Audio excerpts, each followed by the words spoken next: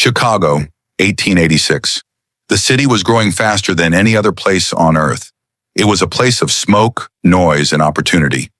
Trains arrived every single hour, bringing thousands of young women from small towns. They were looking for jobs, for husbands, for a new life. They were innocent, naive, and alone. And watching them from the shadows was a man who saw them not as people, but as prey. His name was Dr. Henry Howard Holmes. To the world, he was a charming, handsome doctor with piercing blue eyes and a soothing voice.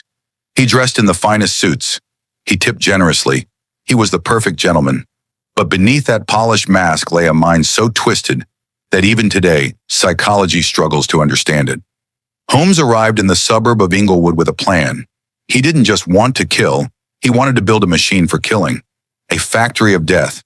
He found an old pharmacy run by a dying man and his wife.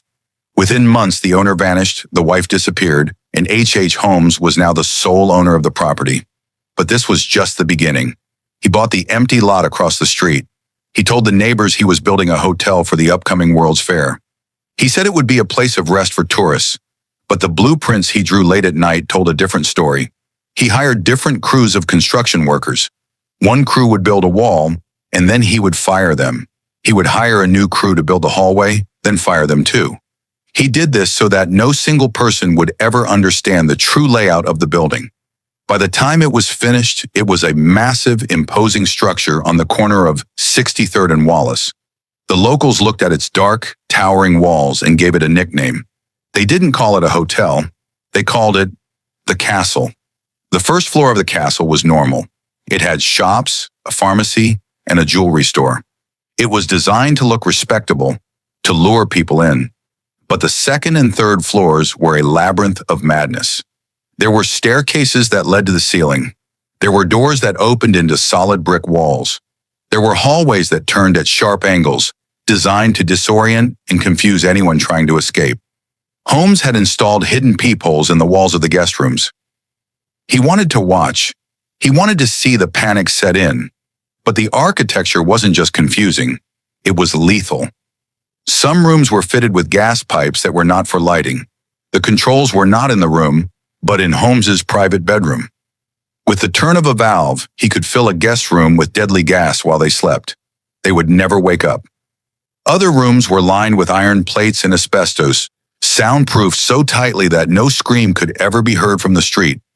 There was a hanging room on the second floor. There was a vault, a large airtight bank safe, built into his office. He would lock victims inside and listen as they slowly suffocated, begging for air. And then, there were the falls. Hidden behind false walls were greased metal chutes, like laundry slides. But these weren't for laundry, they were large enough for a human body. These falls led directly from the upper floors down to the basement. The basement was H. Holmes's personal dungeon. It was equipped with a dissecting table, surgical instruments, and huge vats of corrosive acid. There was a crematorium, a stove large enough to burn a body to ash. Everything was automated. A victim could be gassed in their sleep on the third floor, drop down a chute, and land on the dissecting table in the basement within seconds. It was an assembly line of murder. And in 1893, as the World's Fair opened and millions of tourists flooded Chicago, the castle was open for business. The guests checked in, but they never checked out. May 1st, 1893. The moment Chicago had been waiting for finally arrived. The World's Columbian Exposition opened its gates. It was called the White City. It was a miracle of architecture, built to show the world that America was a superpower. There were buildings painted gleaming white, canals that looked like Venice, and the very first Ferris wheel that lifted people into the clouds.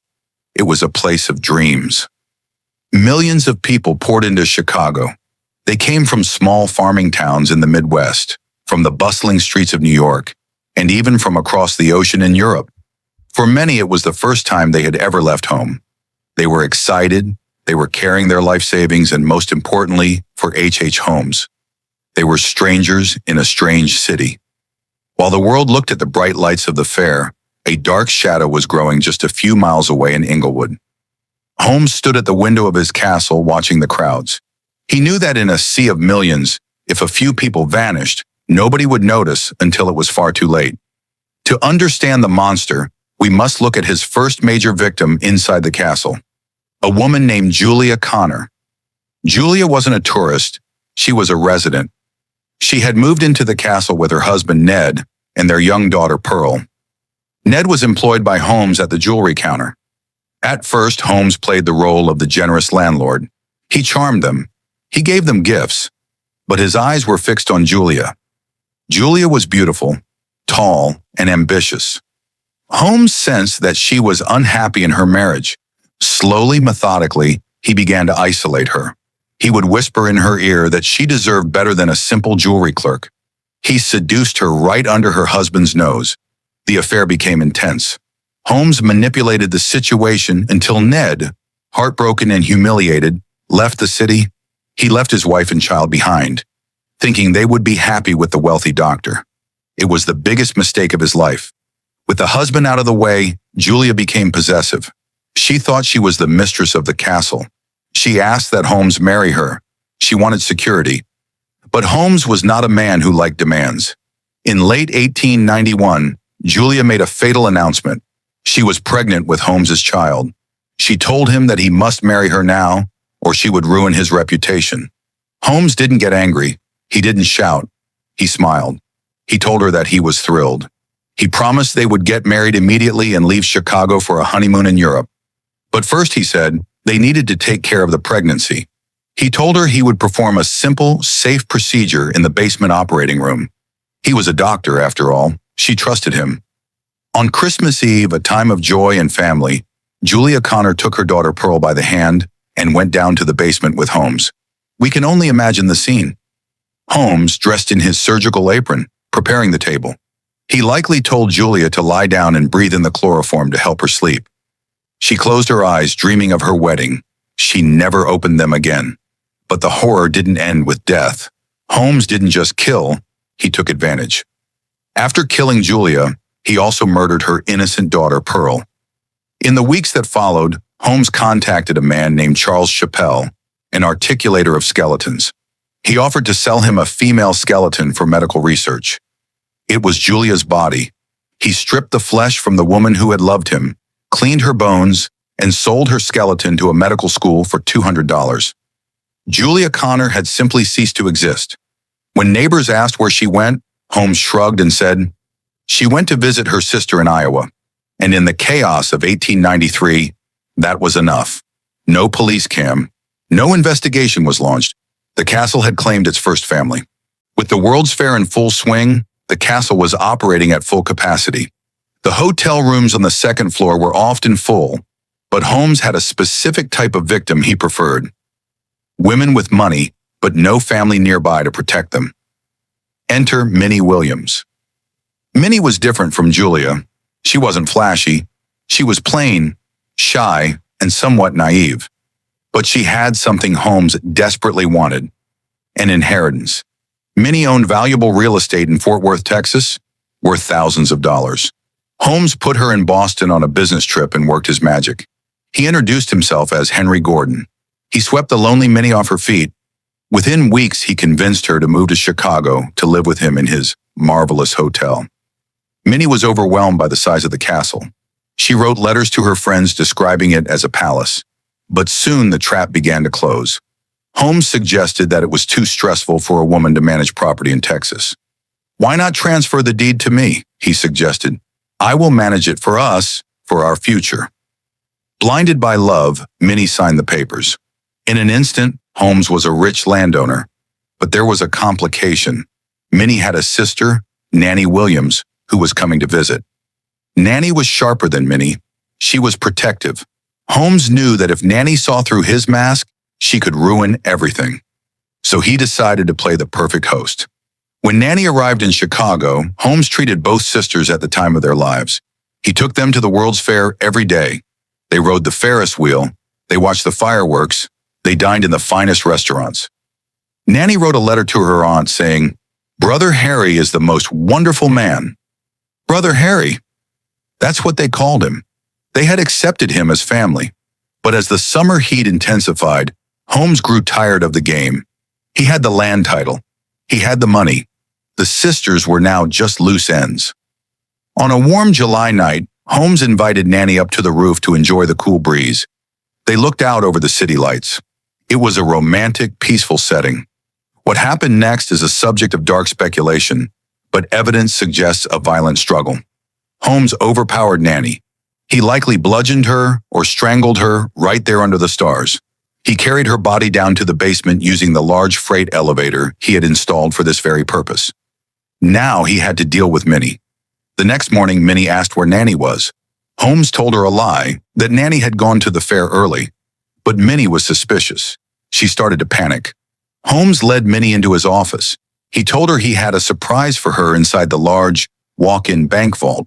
It was a massive steel room, airtight and soundproof. Minnie stepped inside, perhaps expecting a gift. Holmes slammed the heavy steel door shut. He spun the combination lock. Inside the vault, total darkness. The air was thin. Minnie screamed. She pounded on the walls until her hands were bruised. Outside, Holmes sat at his desk, calmly going through paperwork, listening to the muffled thumps of the woman he had promised to marry. The panic inside that vault must have been unimaginable. As the oxygen ran out, Minnie Williams realized the truth. The man she loved was a demon. Days later, when Holmes opened the vault, he found a scene of pure terror.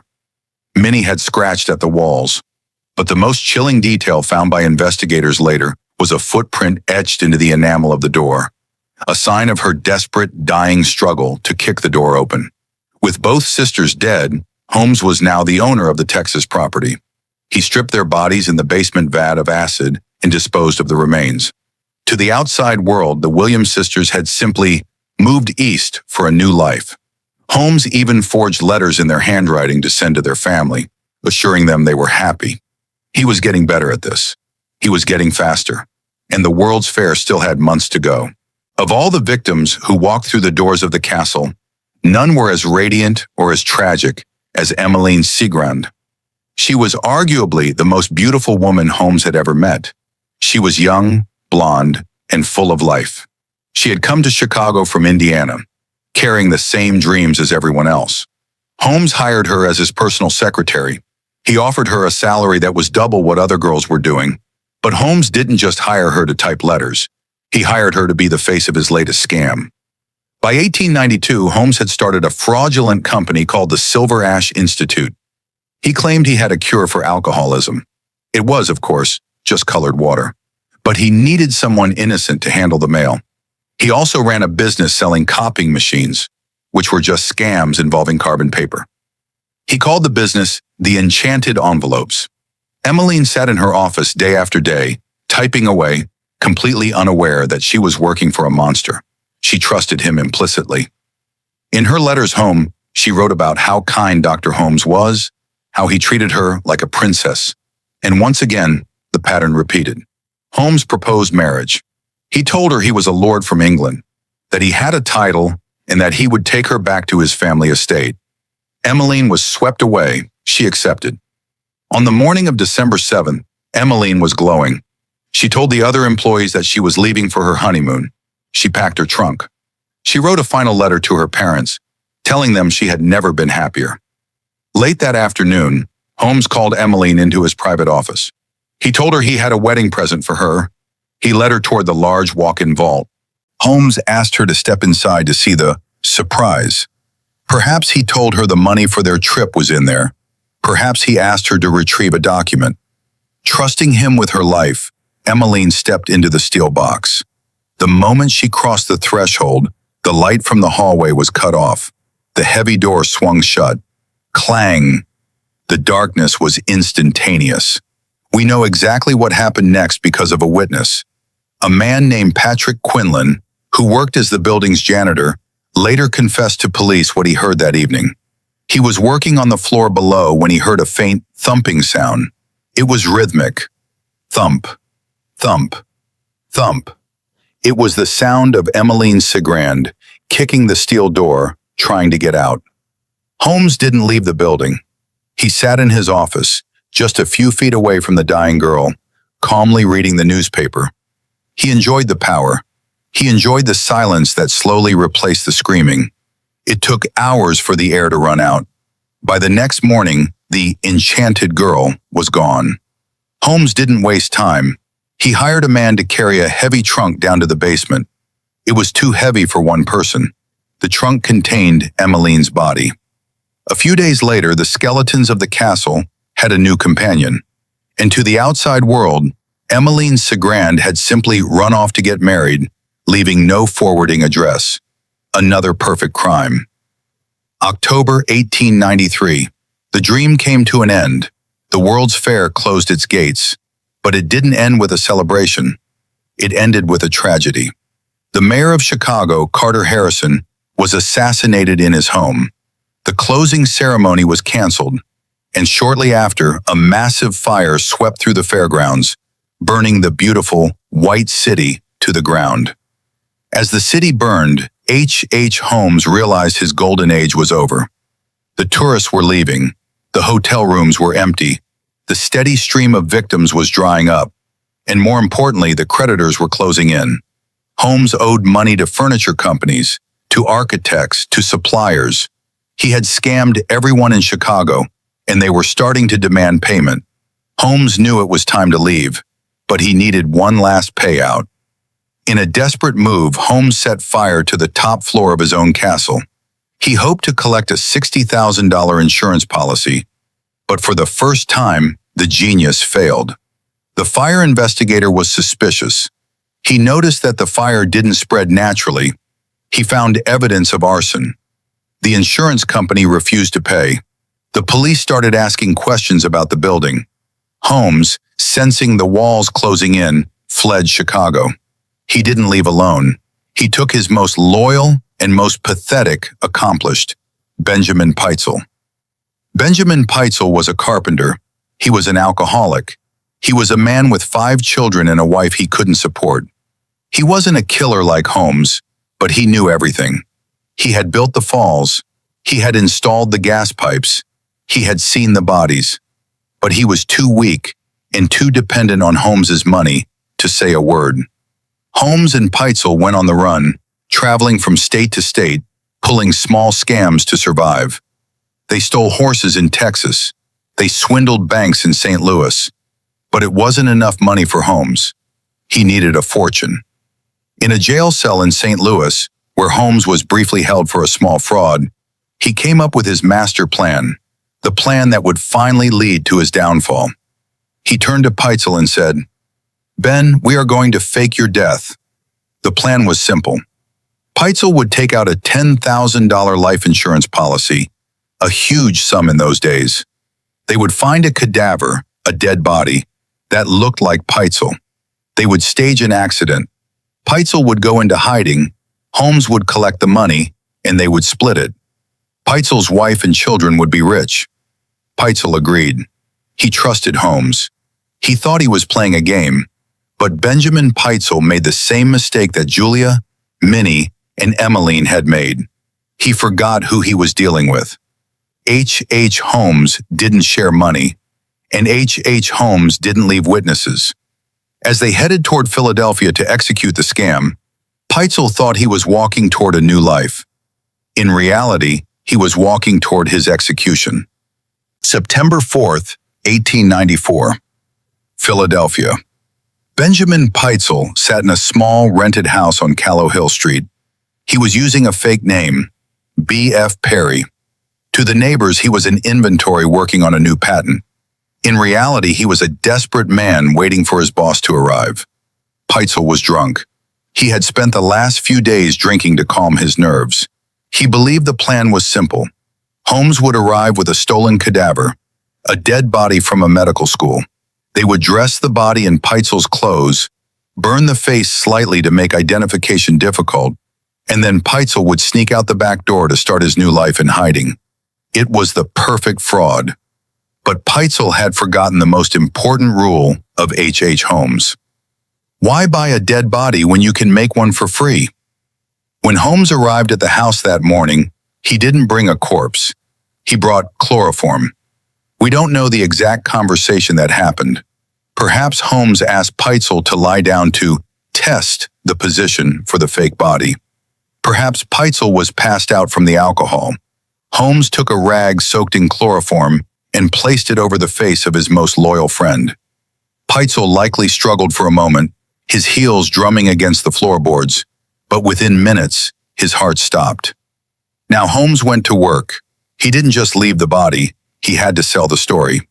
He broke a large glass bottle of benzene, a highly flammable chemical, near the body. He reads a match. The room exploded into flames. Holmes walked out the front door, cool and collected, leaving his partner to burn. Visuals: firefighters arriving, smoke pouring out of the window, police examining a charred body, the coroner looking at a specific mark on the neck. When the fire was put out, the police found the body. It was decomposed and burned, but the face was still somewhat recognizable. It looked like an accident. B.F. Perry had died while working on an invention.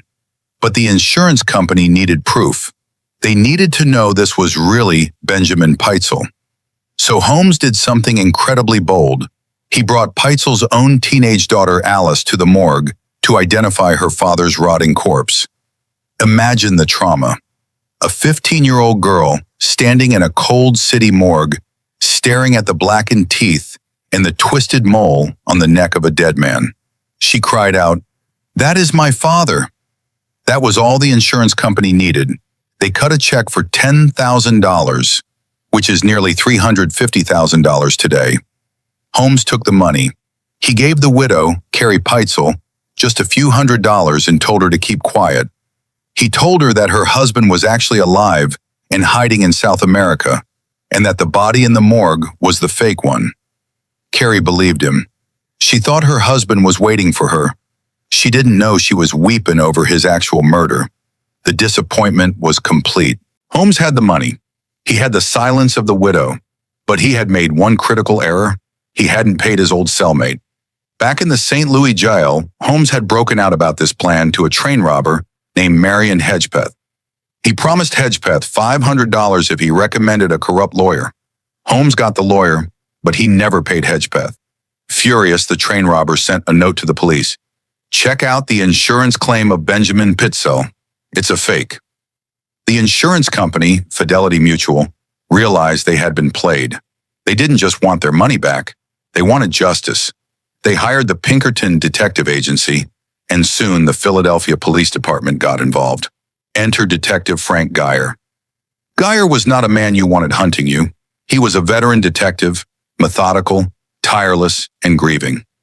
He had recently lost his own wife and daughter in a tragic house fire. When he looked at this case, he didn't just see insurance fraud. He saw a family being destroyed. Geyer began to track Holmes, and what he found chilled him to the bone. Holmes was on the run, but he wasn't alone.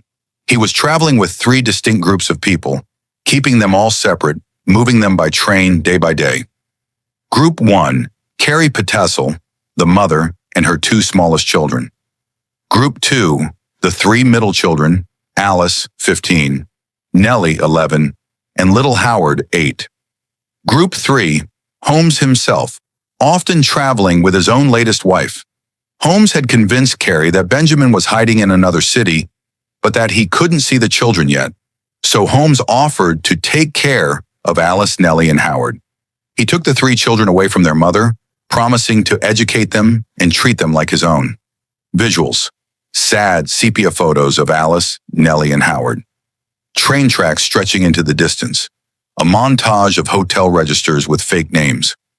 Detective Geyer started following the trail of the children. It was a trail of tears. He found hotels in Cincinnati, Indianapolis, and Detroit where the children had stayed. He found witnesses who remembered them.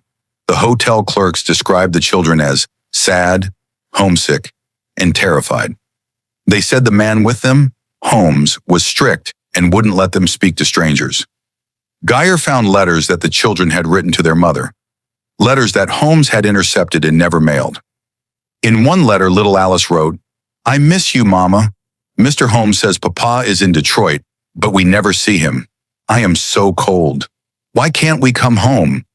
Geyer realized with a sinking heart that he wasn't chasing a fraudster anymore. He was chasing a kidnapper. He was always 3 days behind them. He would arrive in a town, find their hotel, and realize they had checked out just hours before. The chase moved across the Midwest, into Canada, and back down to the East Coast. Holmes was playing a sick game, moving the mother on one train and the children on another, sometimes staying in the same city, just blocks apart, without letting them meet. But as the weeks went on, Geyer noticed something disturbing in the hotel records. In Indianapolis, they checked in with 3 children. In Detroit, they checked in with 3 children. But by the time the trail reached Toronto, there were only 2. Where was little Howard? Geyer knew he had to catch Holmes before there were none left. The hunt was no longer about money. It was a race against death itself. Detective Frank Geyer was tired. He had traveled thousands of miles. He had slept on trains. He had interviewed hundreds of witnesses. But he refused to stop until he found the truth about little Howard Peitzel. The trail led him to a small rental cottage in Irvington, near Indianapolis. Neighbors remembered the new tenant, a man who arrived with a small boy, but left alone. They remembered something else too. They told Geyer that the man was obsessed with the chimney. He spent hours trying to fix a stove that wasn't broken. Geyer entered the empty house. It was cold and silent. He walked straight to the chimney. Beneath the stovepipe, he found a pile of ashes and debris. But as he whistled through the gray dust, his heart stopped. He found a piece of bone, then another, and then a set of human teeth, small enough to belong to a child. It was Howard. Holmes hadn't just killed the boy, he had dismembered him, shoved him into the small stove, and burned him while the neighbors watched the smoke rise from the chimney, unaware of the horror inside. Geyer was devastated, but he knew his job wasn't done. Alice and Nellie were still missing. The trail led north, across the border into Canada. In Toronto, Geyer tracked Holmes to a house on St. Vincent Street. A neighbor told Geyer that the man had borrowed a shovel, saying he needed to plant potatoes in the cellar, but he never planted any potatoes. July 15, 1895. In the damp darkness of that Toronto cellar, Geyer's shovel hit something. He fell to his knees and began to dig with his hands. Buried just 3 feet deep were the decomposing bodies of 15-year-old Alice and 11-year-old Nellie. Holmes had forced the girls to climb into a large trunk, pretending it was a game, and then pumped gas into it through a rubber hose. He buried them together, arm in arm. When Carrie Petezel, the mother who had been waiting for her husband and children to return, was finally told the truth, she collapsed. Her entire world had been erased by the man she called a friend. The news broke across the world. "The monster caught," read the headlines. H. Holmes was no longer a swindler. He was the most hated man in America. And now the police in Chicago decided it was time to enter the castle. While Holmes sat in a prison cell in Philadelphia, the Chicago police finally raided the castle.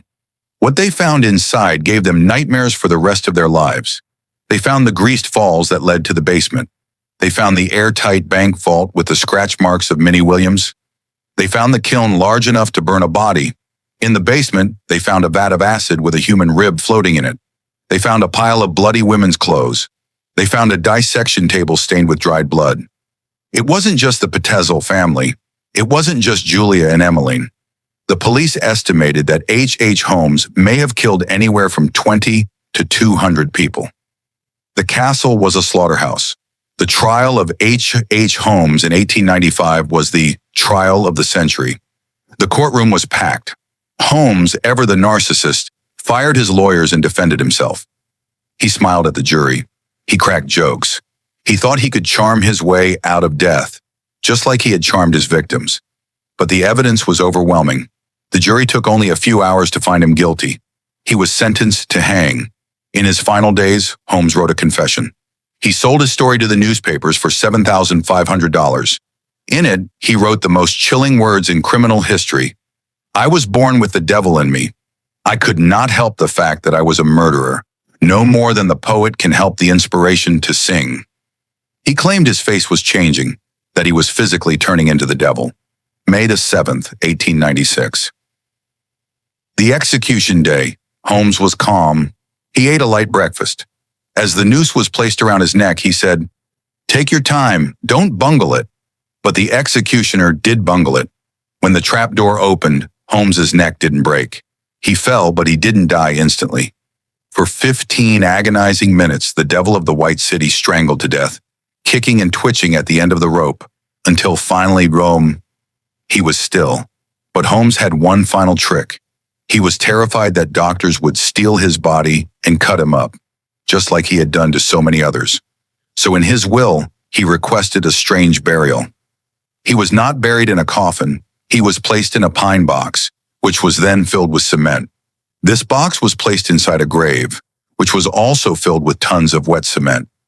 H. Holmes was buried in a block of solid concrete, ensuring that no one could ever touch him again. The castle in Chicago mysteriously burned down shortly after his arrest, likely destroyed by locals who wanted to erase the evil from their neighborhood. Today, a post office stands on that corner. People walk by it every day, unaware that beneath their feet lie the foundations of the murder castle. The building is gone. The screams are silenced. But the legend of H. Holmes remains. A reminder that sometimes the devil doesn't live in hell. Sometimes he lives right across the street. This was the story of America's first serial killer. If you want to uncover forgotten, more dark history, subscribe. We will see you in the next investigation.